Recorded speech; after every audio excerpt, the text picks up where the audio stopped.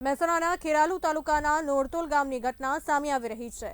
મહિલા સેવા સહકારી મંડળી બેંક લિમિટેડ અમદાવાદ દ્વારા ગામની મહિલાઓને નોટિસ ધંધાસણ બ્રાન્ચમાંથી લોન ઉપડી ગઈ હોવાનું જાણવા મળ્યું છે।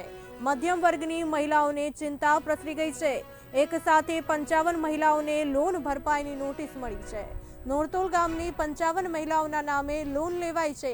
37,000 થી 40,000 વચ્ચેની અલગ અલગ મહિલાઓના નામે લોન લેવાઈ છે। અમે આ બેંકમાંથી કોઈ લોન લીધી જ નથી, મહિલાઓનો આક્ષેપ છે। અમને યોગ્ય ન્યાય મળે તેવી અપીલ મહિલાઓનું કહેવું છે। બ્રાન્ચ મેનેજરે ઠગાઈ આચર્યાની આશંકા છે। 55 મહિલાઓ જોડે આ છેતરપિંડી થઈ છે। નંદાસણ બેંકમાંથી મહિલા સેવા સહકારી મંડળી બેંક છે ને તેમાંથી આ બેંક કોઈને જોઈ પણ નથી અને છતાં પણ લોન તેઓ બતાવે છે। એના લીધે બીજે કોઈ જગ્યાએ લોન થતી નથી। શું માગણી છે હવે? એના માટે આ સોલ્યુશન આવે અને બધાને લોન મળે એ માટે।